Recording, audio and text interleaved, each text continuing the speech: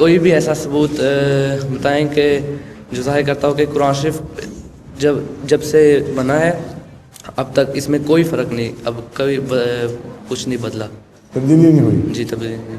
اس کا جو خود مغربی اسکالر عیسائی محققین ہیں جیسے میور ہے، انہوں نے کھلا کھلا تسلیم کیا ہے کہ کوئی تحقیق اس بات کو ثابت نہیں کر سکی کہ قرآن کریم میں کوئی تبدیلی ہے.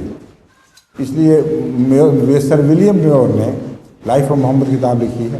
وہ عیسائی تھا اس کا، اور جہاں اس کو داؤ لگا ہے اس نے بڑا سخت حملہ بھی کیا ہے، لیکن اس معاملے میں وہ صاف کہتا ہے کہ ہر کوشش یہ ثابت کرنے میں کہ اس کتاب میں کوئی تبدیلی ہوئی ہے ناکام ثابت ہوئی ہے. اس لیے ہم پورے یقین کے ساتھ یہ کہہ سکتے ہیں کہ محمد نے جو قرآن دیا تھا، وہ اس خدا کو تو نہیں مانتا کہ خدا نے دیا تھا، یہ وہی قرآن ہے جو ہمارے ہاتھ میں ہے. تو یہ تو عیسائیوں نے خود ثابت کر دیا ہے. دوسرے انٹرنل ایویڈنس کوئی نہیں ہے تبدیلی کا.